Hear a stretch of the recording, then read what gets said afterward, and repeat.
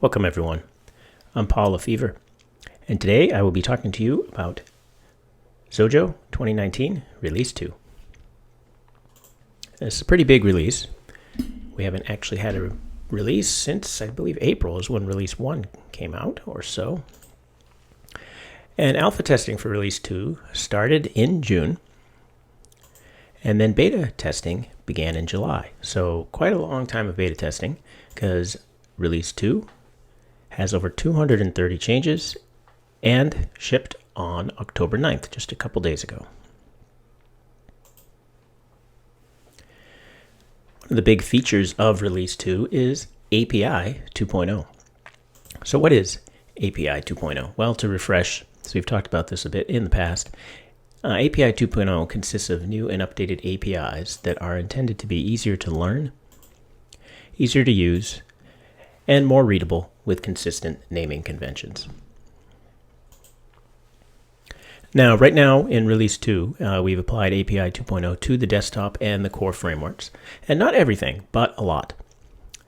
But it hasn't been applied to web frameworks or iOS at this point. And we do want to continue to remind people that the old APIs that you've been using for years and years and years continue to work just fine. You can still use those in your projects. You don't have to switch to API 2.0 starting with Release 2. But you can certainly use Release 2 to look at what is new in API 2.0 and see what you prefer. And we also like to point out that the Web 2.0 and Android development projects that are underway are using API 2 to design their APIs and implement them.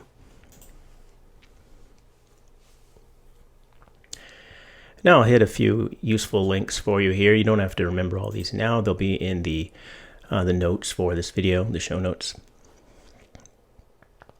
So first of all, you can find the API 2.0 guidelines document in the user guide. This will highlight a few of the edge cases you might need to be aware of when migrating your projects up to 2019 Release 2.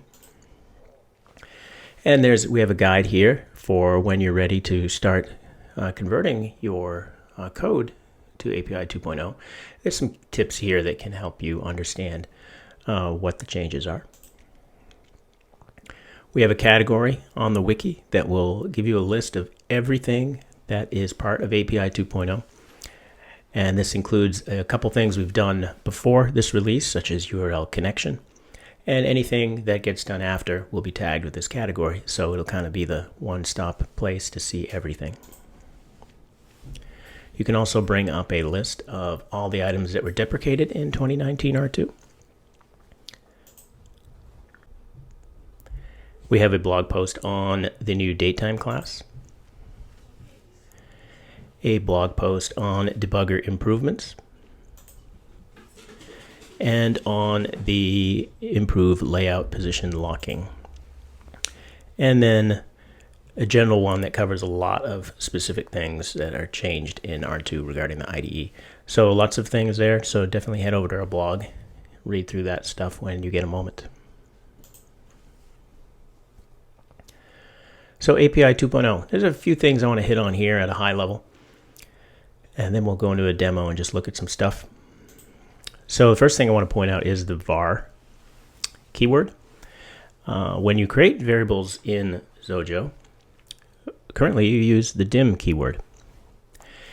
And I'm not sure if people actually know what dim stands for, but it actually harkens back to the old BASIC days, like original BASIC with line numbers. And it stands for dimension. And in those old versions of BASIC, you actually only used dim when you were creating an array to tell it the size of the array. Other variables, when you declared them, you didn't have to declare them. You just started using a name and it would be a variable. And when Microsoft started with Visual Basic, they kind of grabbed the dim command and used it for everything. And Xojo followed suit. But dim is not really a very descriptive word for what's going on there. And var is more commonly used these days in lots of languages and makes a lot of sense. So we've added var to Xojo.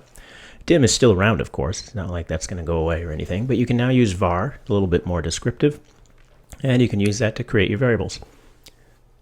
It's companion, so when you were resizing an array, the old command would have been redim, The new command is resize2, and you would just use the array name dot resize2 and then give it the new size.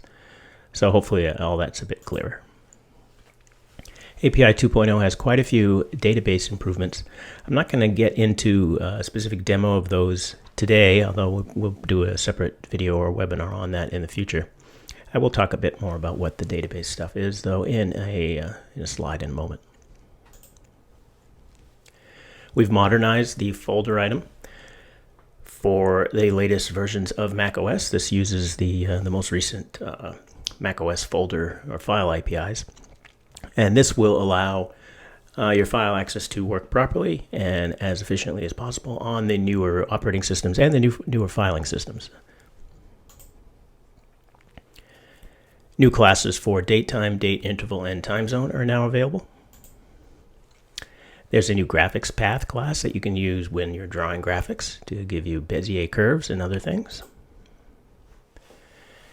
The thread class has been updated with a capability to allow you to update your user interface from within the thread itself, as opposed to having to deal with separate timers or other techniques. And that's just a few things in API 2.0. But Release 2 isn't just all about API 2.0. There are other things in it. And in particular, there are IDE improvements. So the layout editor now has a preview button that you can use when you're running on Mojave or later that will let you see how your layout looks in light mode and dark mode. You can just click the button, your layout will switch. And it's super handy so that you don't have to go into system settings and change the dark mode setting for your entire system. You can just see how your layout will look. There's a new feature in the debugger that allows you to ignore all breakpoints. This is very handy when testing. If you've got a lot of breakpoints set because you're trying to figure something out, that means your debugger is going to be stopping frequently and you're constantly hitting resume. And say you've figured out maybe what you want to change, you make a quick change and you want to test it, but you don't want to hit all those breakpoints again because you just want to, hey, did my change work? Well, you can turn on ignore all breakpoints. Your breakpoints will stay all set everywhere, but the debugger just won't stop at them. And then you can test your change. And you can turn the breakpoints back on at any point. So great feature for helping test. We've also improved the saving of text file projects, particularly with large text file projects. So these save to disk much more quickly. If you use interfaces, that's class interfaces in your designs, the implement interface dialog has been improved with a few new features, so you can take a look at that. And we've also changed file type sets. We now are calling them file type groups. The UI has been rearranged a bit. Things are collected in one place. Hopefully that's all easier to work with. And just in general, you want to make sure you check out the contextual menus everywhere in the navigator, the code editor, etc., as we've improved quite a few of them, streamlined them, added some new things. Definitely worth checking out. And also the navigator has had some speed improvements that hopefully will allow things to move and work more slow, not more slowly, but more quickly for you. And there have been some additions to IDE scripting that will give you some additional commands. Code Editor had a couple small tweaks to it that you might find useful. First of all, autocomplete has been improved a bit. In particular, and useful for API 2.0, is it will now show you items that are deprecated in the autocomplete list. And that's helpful for you to essentially learn the new API 2.0 commands, so that when you autocomplete, if you try to use an older command, it will tell you what the replacement is, so that if you want to, you can use that. If not, you can continue to use the old command. Not a big deal, but autocomplete will help you out in that way. And a couple neat things you may not know, but in the code editor, sometimes when you press Shift Return at the end of a line, it will auto fill in some things for you. And we've added a couple more of those things. So one is You can auto extend comments to the next line. So if you're typing a comment line and you press Shift Return at the end, the next line will automatically have the comment command kind of prefixed right in the front. So you can just easily write multi-line comments without having to remember to include the comment symbol. And then also you can split single line if then else statements into multi-line if then else and if statements. And this is also handy because if you have a single line if then else, you cannot set a breakpoint on the individual parts, the then part or the else part.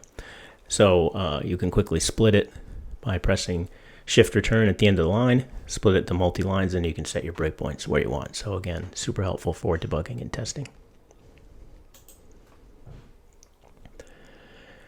I mentioned there are some database changes earlier.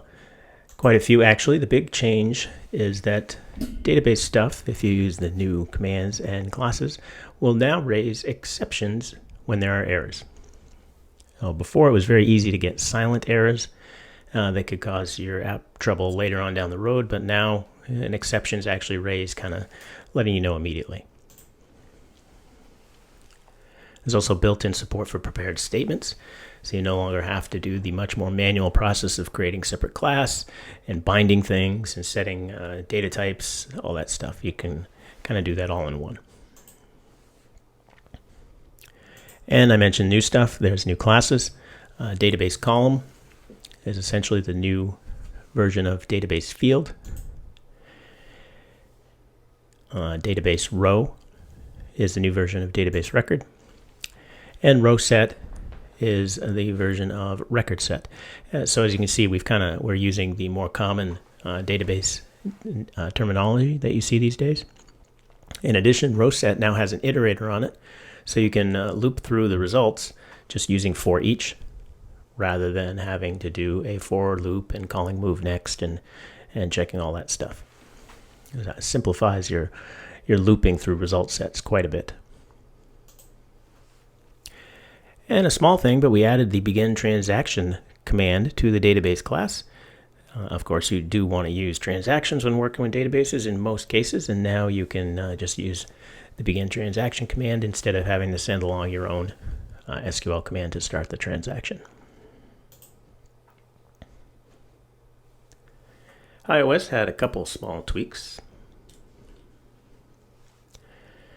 It now supports Xcode 11 and the iOS 13 simulator. And there was an enhancement to the database commands here, iOS SQLite database for SQL execute and SQL select. Again, related to prepared statements when you were sending along the binding values. Previously, it was a parameter array, so you would just list the values one after another.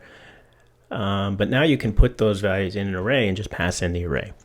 It's a bit handier for more dynamic SQL statements.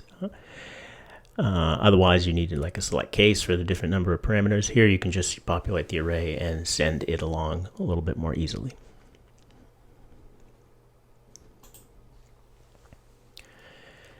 And I want to point out all of this stuff, as I mentioned earlier in some of the links, is in the documentation. We've updated well over 1,000 pages of docs to make use of API 2.0, new commands, using the var command, that sort of thing. This includes the language reference, quick starts and tutorials, and even parts of the user guide. And so you definitely can take a look at that and see examples of how this stuff is actually used.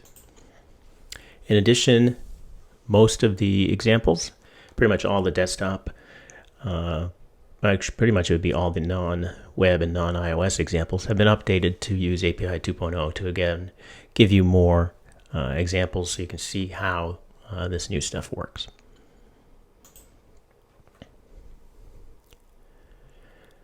So now I'm going to switch over to Xojo and we're going to take a look at a project.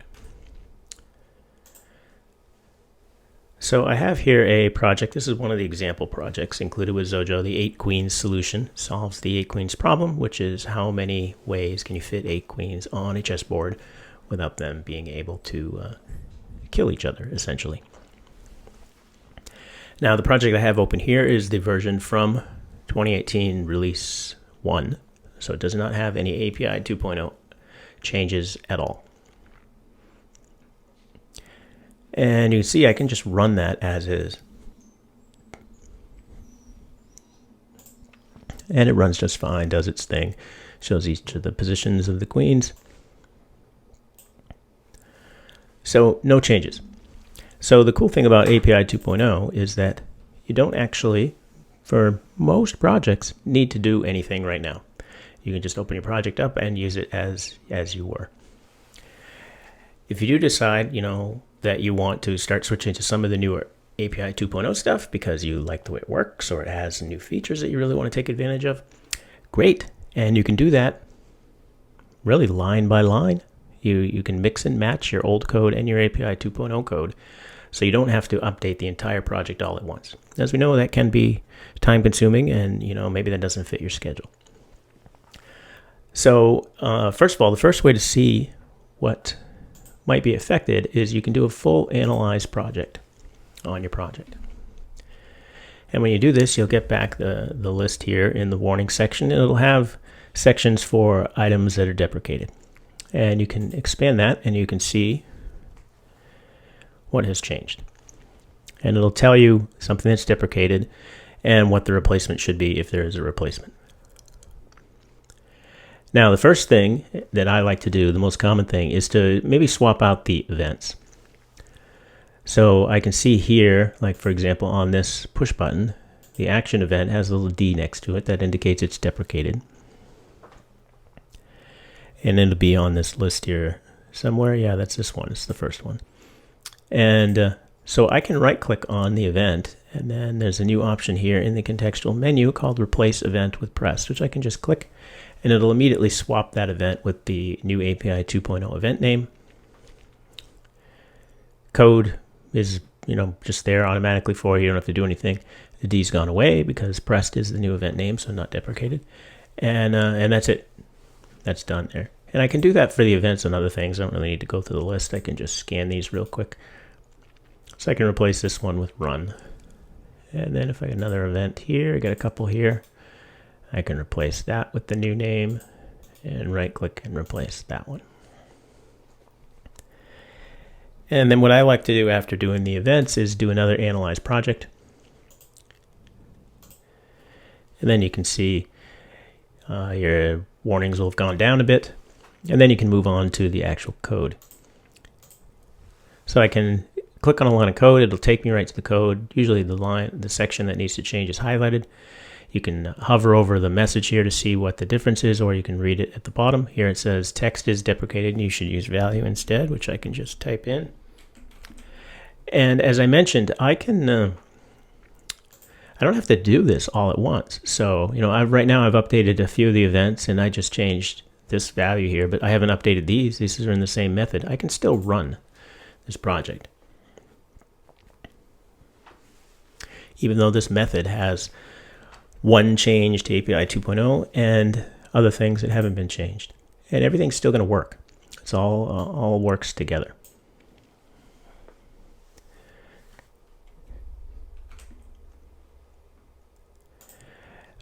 So you can see on this one, start is what's recommended. In many cases, things that used constants for setting values are now using enumerations. So in the case here of timer, instead of mode, it is now using run mode. And we want that to be multiple. And the enumeration is typically the name of the property, but plural. And that makes it a little easier to find the value. So that's run mode's not multiple. And you see I can do a analyze after and watch to see my my count of warnings drop. This here is the thread. It's telling me, well, this one here is saying I should use thread state. So this kind of has two deprecations here. So yeah, this is the same thing. I have an enumeration that I can use instead.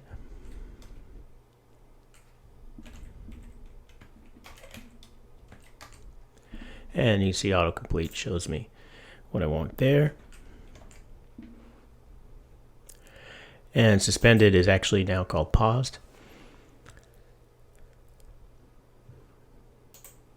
And I can just work my way through the list. This is allow autocomplete. Allow auto quit. This would be value.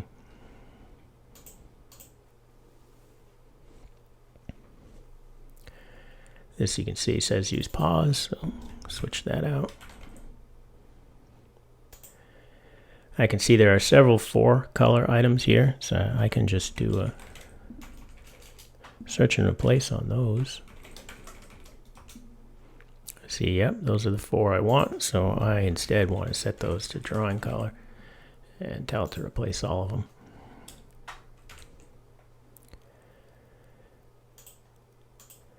And then we're trying to reduce usage of abbreviations. So rather than fill rect here, this is rectangle. I can press tab to see that show up here as a recommendation. I can click the new one.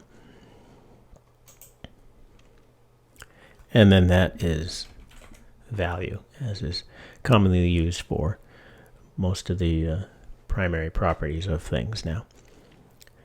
And now if I do a final analyze project here, you can see I have no more deprecations to worry about, though I do have an unused local variable I probably should take care of. And if it's unused, I can remove it. Now the last thing to clean up is the dims and the vars. So I can do a search on dim. And this, frankly, you're going to have a lot of dims in your projects. That's how you, create all your variables. So whether you want to switch these or not is up to you. In this case, it's good to review your items so that you can see if a search and replace is going to work here. So in this case, I want to do a search and replace on just the dims. I want to change those to var. And the redims aren't quite search and replace. So instead, the syntax for that is array name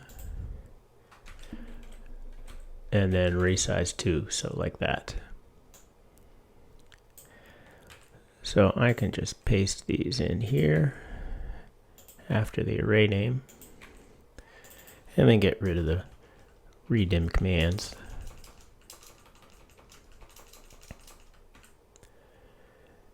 And I think that should have found everything. And then if I do an analyze here, always good to make sure I didn't introduce a compilation error or anything. We can see that all looks good. So if I run now with this project fully changed over to API 2.0, we can see that it still runs and works as it did before.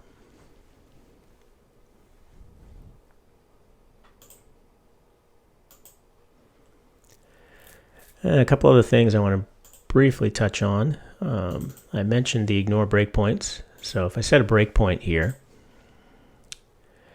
and yeah, I guess we can only need one. So if I run again, this will work like you'd expect. It's going to run, and when I click the button, it's going to stop at the breakpoint. All right, that's how things tend to work. Now, actually, I can't click that button again because of the way this works. So we'll run the project again. But if you go to the breakpoint section, you can see there's a new option here called ignore all. I can select that. And you'll see it'll now have a check mark next to it to tell you that the breakpoints are being ignored. So I still have the breakpoint set here. But if I run the project again and click the button, the bugger is not going to stop there. It's just going to skip right over it.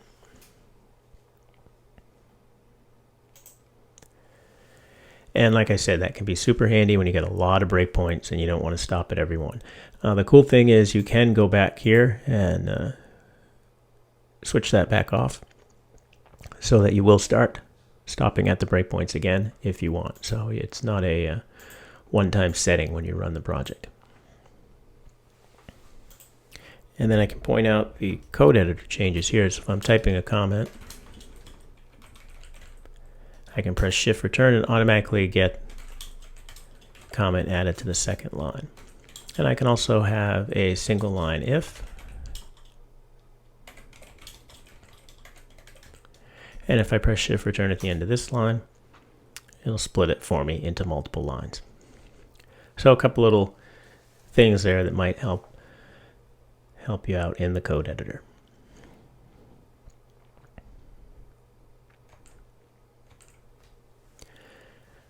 All right, so that was a brief highlight of some of the changes that are in 2019 Release 2. There are a lot. Could be a very long webinar or video if I wanted to go over everything, but this should give you a taste.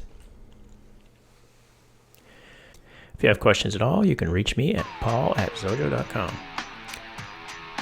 I want to thank you for watching. Have a great day.